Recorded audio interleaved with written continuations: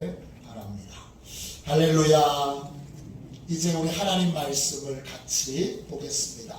출애굽기 22장 1절부터 9절까지 말씀입니다. 구약성경책 115쪽 되겠습니다. 출애굽기 22장 1절부터 9절까지 말씀입니다.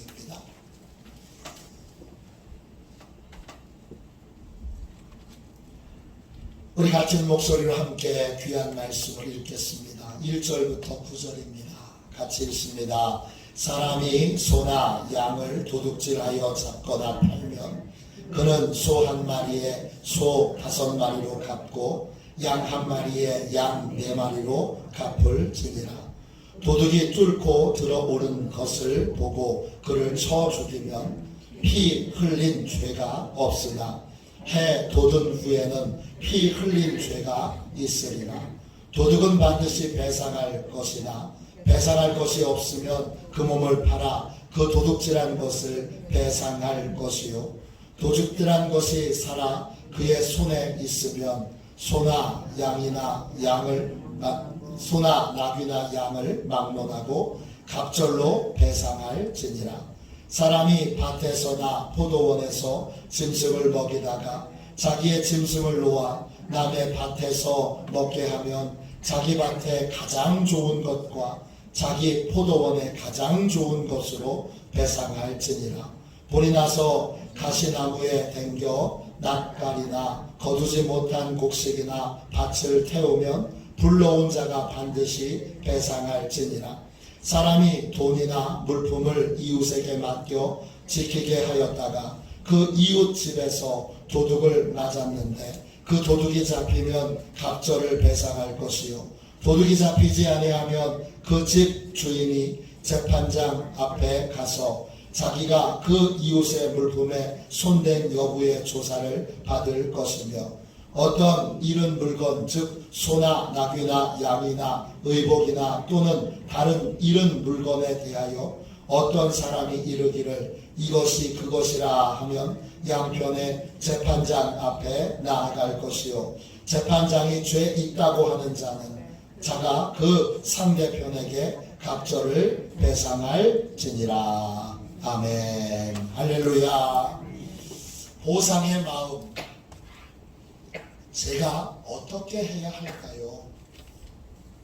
보상의 마음, 제가 어떻게 해야 할까요? 이런 제목으로 함께 은혜를 나누겠습니다. 화해의 길, 이런 주제로 같이 말씀을 나누면서 사과를 하는 법에 대하여 함께 배우고 있습니다. 여러분, 진실한 사과를 받아보신 적 있습니까? 또 여러분, 진실한 사과를 누군가에게 해보신 적이 있습니까? 화해를 이루려면, 용서를 이루려면 진실한 회개와 진실한 사과가 있어야 합니다. 진실한 사과란 무엇입니까? 진실한 사과는 반드시 구체적이어야 합니다. 미안하다고 사과하는데 뭐가 미안한 건지, 왜 미안한 건지, 어떻게 미안한 건지 전혀 그 내용에 담겨 있지 않다면 그건 진실한 사과가 아닙니다. 진실하게 사과를 하려면 무엇이 어떻게 왜 미안한지 고백할 수 있어야 합니다. 마음을 아프게 했다면 마음을 아프게 해서 미안하다고 말해야 합니다. 잘못한 것이 있다면 구체적으로 무엇을 어떻게 왜 잘못했는지를 고백해야 합니다. 진실한 사과는 바로 구체적인 고백에서부터 시작됩니다. 그런데 그냥 고백하는 거로 사과가 멈춰서는 안 됩니다. 말로 사과가 끝나서는 안 됩니다.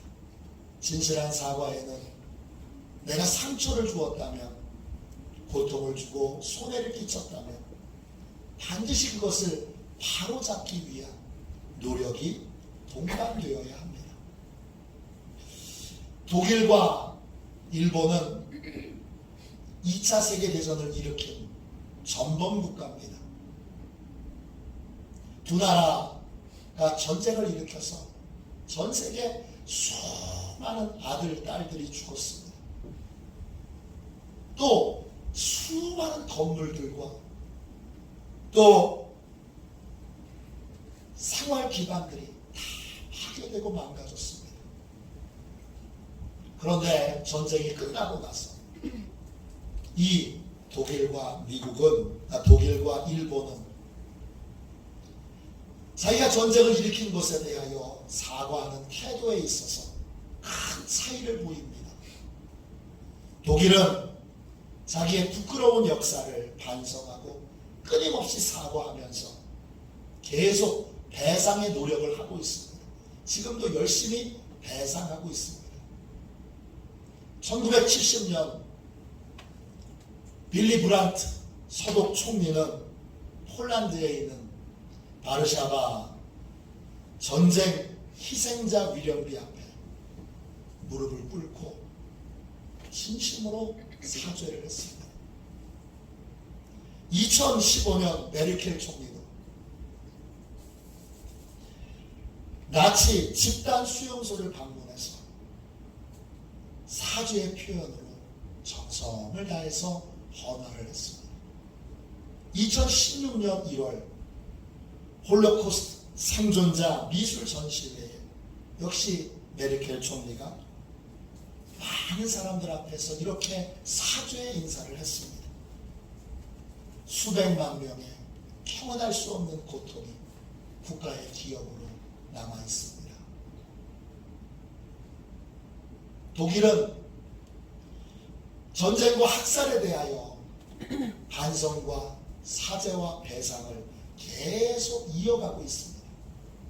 반면 일본은 어떻습니까?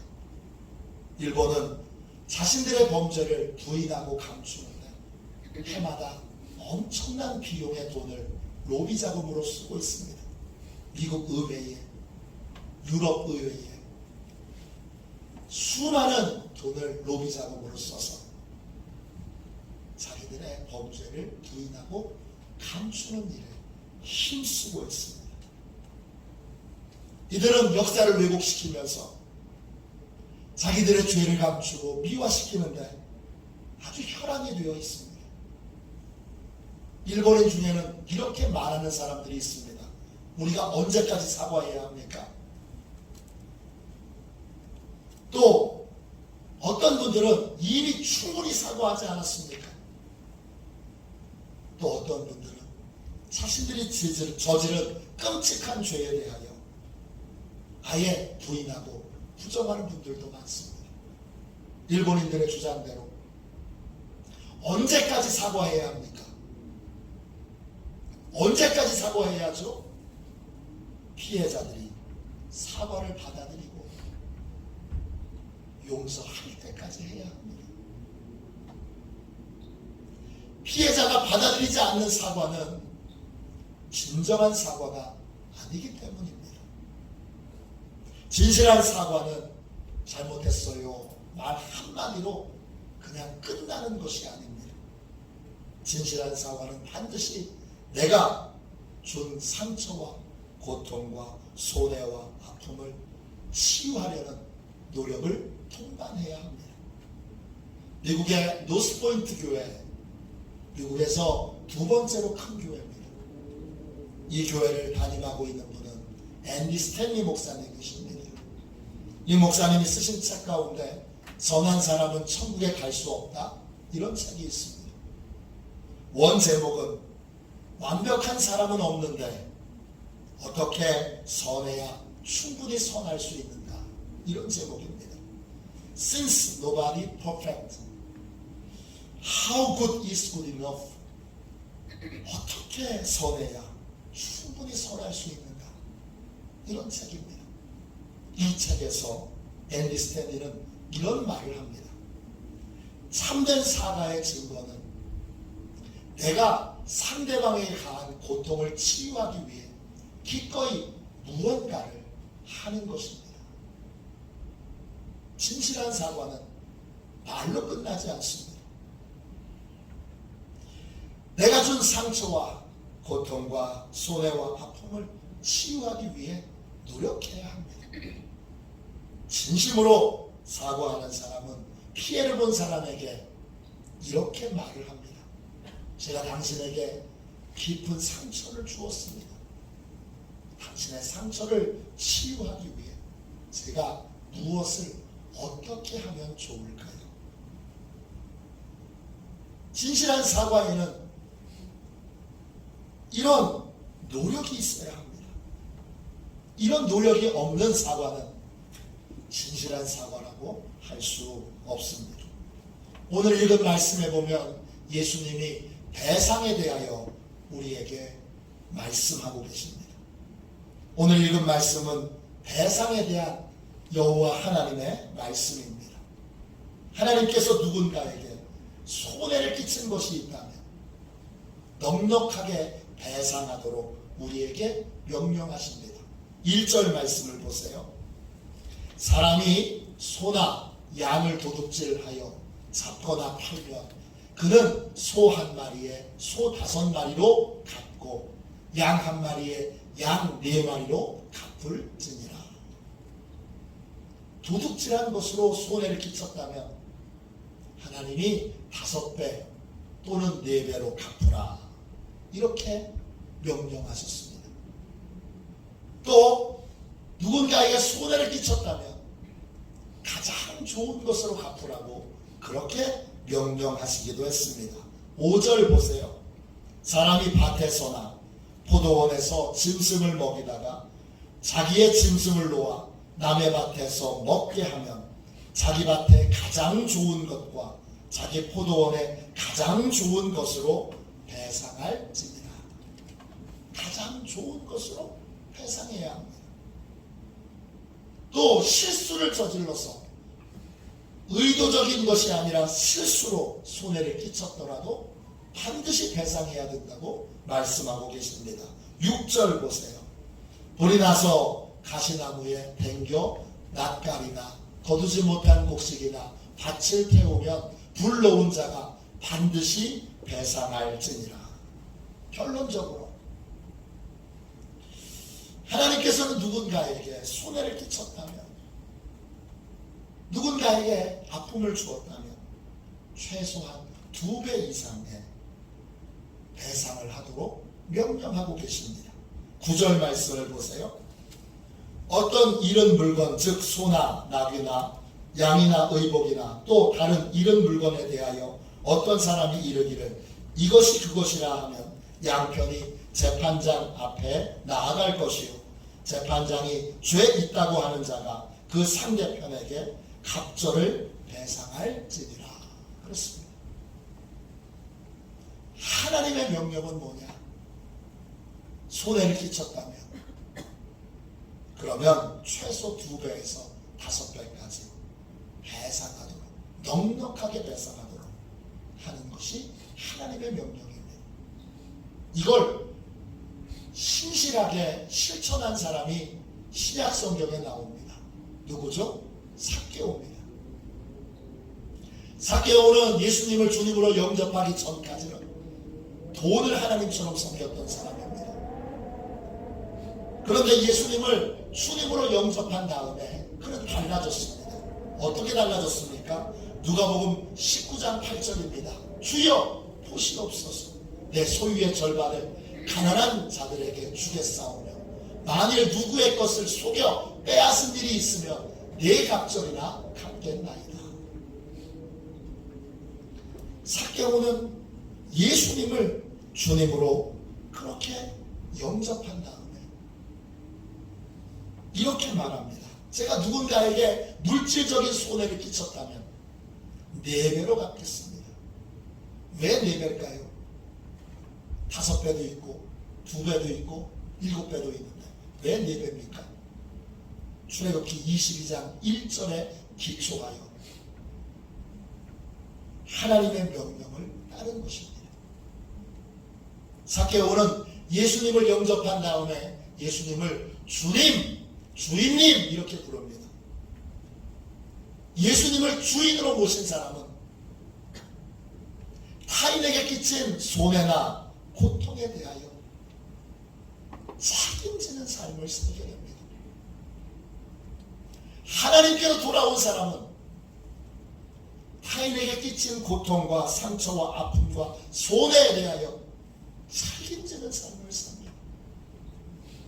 그 대표적인 예가 바로 삭개오입니다. 우리나라 강원도에 처음 교회가 세워진 곳은 철원군입니다. 하디 선교사님이 철원군에 교회를 세우셨는데 맨 처음 세우신 교회 중에 하나가 새술막 교회가 있습니다. 이 새술막 교회를 하디 선교사님이 세우고 달인자로 윤승근 전도사님을 세우십니다. 그 후에 하디 선교사님이 성령의 뜨거운 은혜를 체험하고 원산에서 부흥회를 열게 됐는데 윤승근 전도사님이 그 부흥회를 철원에서 원산까지 가서 참여해서 큰 은혜를 받습니다. 그리고는 원산에서 철원까지 걸어오면서 하나님께 이런 기도를 드립니다. 주여, 내 속에 남은 죄를 모두 기억나게 해주셔서 회개하게 하소서. 계속 이 기도를 드립니다. 이 윤승근 전도사님은 예수님을 믿기 전에 주전소에서 근무를 했습니다. 주전소 뭐 하는 곳이냐 하면 돈을 만들어내는 곳입니다. 그런데 그곳에서 일할 때 회사에서 정해준 월급이 있는데 회사의 실수로 월급보다 훨씬 더 많은 돈을 받게 됐습니다. 회사가 실수해서 잘못 준 걸 알면서도 윤승근 전도사님이 돈을 회사에 돌려주지 않았습니다. 그 사실이 원산에서 철원까지 내려오는 도중에 깨달아졌습니다. 철원에 도착하자마자 돈 20원을 준비해서 이 주전소를 방문합니다. 근데 주전소는 이미 없어진 상태였고, 그래서 주전소 기능을 대신하고 있는 탁지부에 가서 자신의 사정을 다 얘기하게 됩니다. 탁지부는 지금으로 얘기하면 재정기획부, 기획재정부가 됩니다. 비슷한 기관입니다. 윤승근 전도사님의 이야기를 들은 이 탁지부 관리는 깜짝 놀라서 그에게 이렇게 말합니다. 대저 사람들은 나라 돈이라면 없는 이유를 대서라도 거저 먹으려고 하거늘 예수 교인은 어찌하여 안이 갚아도 될 것을 갚으려 하는가. 그래서 이 윤승근 전도사님이 낸 돈을 양심전이라고 부르게 됩니다. 그리고 탁지부에서 그 양심전에 대한 영수증을 써주는데 하디 선교사님은 그 영수증을 부흥의 증거라고 여겨 아주 귀하게 간직합니다. 그 후에 한국교회는 양심전 바치기 운동이 활발하게 전국적으로 퍼지게 됩니다. 마을 유채국마다 옛 주인에게 돌려주는 물품들로 가득했다고 전해집니다. 하나님께로 돌아온 사람, 그 사람은 말로만 사과하지 않습니다. 반드시 배상과 보상의 삶을 삽니다. 삭개오처럼 예수님을 주인으로 영접한 사람은 타인의 손해에 대하여, 타인의 고통에 대하여, 타인의 슬픔에 대하여 그냥 두지 않고 반드시 배상하고 보상하는 책임 있는 삶을 살게 됩니다. 하나님께서는 손해를 끼친 것이 있다면 반드시 배상하고 보상하도록 우리에게 명령하셨습니다. 출애굽기 21장 22절 23절입니다. 23절부터 25절까지 말씀입니다. 23절입니다. 다른 해가 있으면 갖되 생명은 생명으로, 눈은 눈으로, 이는 이로, 손은 손으로, 발은 발로, 된 것은 된 것으로, 상하게 한 것은 상함으로, 때린 것은 때림으로 갚을지니라. 그렇습니다. 이 말은 보복의 말씀이 아닙니다. 당한 만큼 갚아줘라, 그런 뜻이 아니라 배상의 말씀입니다. 손해를 끼쳤다면 반드시 그 손해를 갚으라는 것입니다. 누군가에게 상처를 주었다면, 누군가에게 고통을 주었다면, 누군가에게 손해를 끼쳤다면, 누군가에게 아픔을 주었다면 반드시 배상을 해야 한다는 것입니다. 배상의 책임은 모든 사람들에게 예외 없이 적용됩니다. 하나님을 믿는 사람이나 믿지 않는 사람이나, 한국 사람이나 외국 사람이나, 신분이 높은 사람이나 낮은 사람이나, 어떤 사람이라도 예외 없이 손해를 끼쳤다면 반드시 배상해야 합니다. 이때 배상은 금전적인 것만을 의미하는 것은 아닙니다. 가정 안에서 상처와 아픔과 고통을 주었다면 돈으로 해결되지 않습니다. 교회 안에서도 마찬가지입니다. 교회 안에서 상처와 고통과 아픔을 겪었다면, 마을에서 상처와 고통과 아픔을 겪었다면, 그러면 어떻게 해야 합니까? 보상하는 마음으로 상대의 상처와 고통과 아픔과 손해가 치유될 때까지, 마음에서 해결될 때까지 계속 노력해야 합니다. 그 노력을 위하여 이렇게 질문하는 것이 중요합니다. 제가 당신에게 상처를 주었습니다. 당신의 상처를 치유하기 위해 제가 무엇을 어떻게 하면 좋을까요? 제가 당신의 마음을 불편하게 했습니다. 당신의 마음이 편해지도록 제가 무엇을 어떻게 하면 좋을까요? 제가 당신을 수치스럽게 만들었습니다. 당신의 아픔이 치유되려면 제가 무엇을 어떻게 해야 할까요? 제가 약속을 어겼습니다. 당신의 실망과 상처가 치유되려면 제가 무엇을 어떻게 해야 할까요? 상처가 치유될 때까지 계속 사과하기를 원한다면 계속 사과해야 합니다. 고통과 상처가 치유되려면 봉사해야 한다고 생각하는 분이 있으면, 상대가 봉사하기를 원한다면 계속 봉사해야 합니다. 어떤 아내가 남편에 대해서 이렇게 고백합니다. 저는 남편의 사과가 지겨워요. 남편은 미안해. 그 말밖에 할 줄 몰라요. 제가 알고 싶은 건 그가 정말 나를 사랑하냐는 것입니다. 나를 사랑한다면 왜 집안일을 도와주지 않죠? 내가 음식을 만들고 설거지하는 동안 TV 앞에만 앉아있는 남자와 사는 게 진짜 지겨워요. 저도 밖에 나가서 일해요. 정말 나를 사랑한다면 어떻게 아무것도 하지 않을 수 있어요? 또 사과의 표시로 작은 선물을 정성껏 준비할 수도 있습니다. 또 아내와 자녀들에게 집중하는 시간을 가질 수도 있습니다. 어떤 아내는 이런 고백도 합니다. 남편의 사과는 핫도그에 케찹 바르는 것처럼 늘 습관적으로 하는 말이에요. 남편은 한순간도 내 말이나 생각에 집중하지 않아요. 언제나 건성으로 듣고 건성으로 반응할 뿐이지.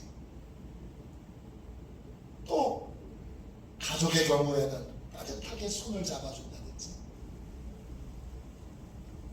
또는 자녀가 어릴 때에는 꼭 안아준다든지 이것으로 미안한 마음을 표현할 수 있습니다.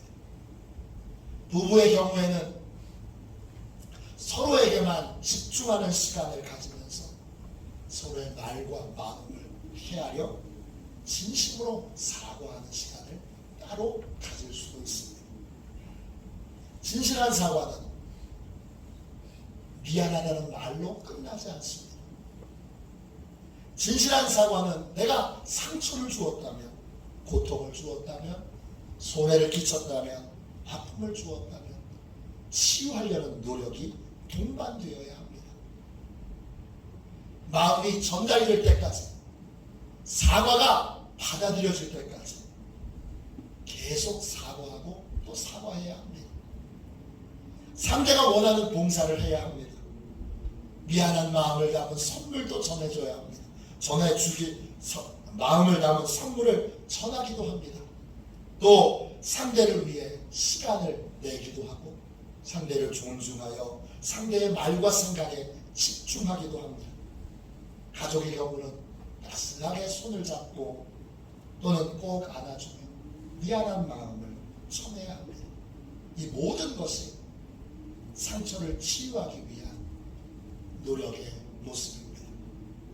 이번 주 성령님께서 누군가에게 상처와 고통과 손해와 아픔을 준 것을 깨닫게 하시거든 상대에게 가서 사과하십시오. 미안하다고 사과하시고 잘못했다고 사과하시고 그 다음 상처와 고통과 손해와 아픔을 치유하기 위해 무엇을 해야 하는지 겸손하게 물어보십시오. 그런 다음 치유의 은혜가 임할 때까지 치유를 위한 노력을 중단하지 말고 계속하십시오. 이번 주에는 우리가 말로 사과하는 것에서 끝나지 않고 치유를 위한 노력을 동반하는 것을 이번 주에 열심히 행해 보도록 하겠습니다.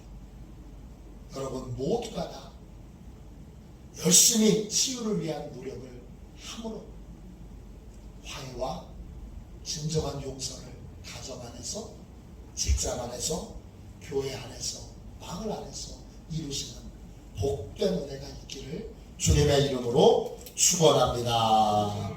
우리 찬송가 384장 우리 함께 찬양하고 우리 1절만 한번 찬양하고 이 시간 함께 치유를 위한 노력을 동반하는 그런 삶을 살도록 말로만 사과하는 것이 아니라 치유를 위한 노력을 동반하는 삶을 살도록 우리 함께 기도하고 그렇게 행할 수 있도록 성령님이 인도해 주시도록 구하겠습니다. 우리 함께 찬양하겠습니다.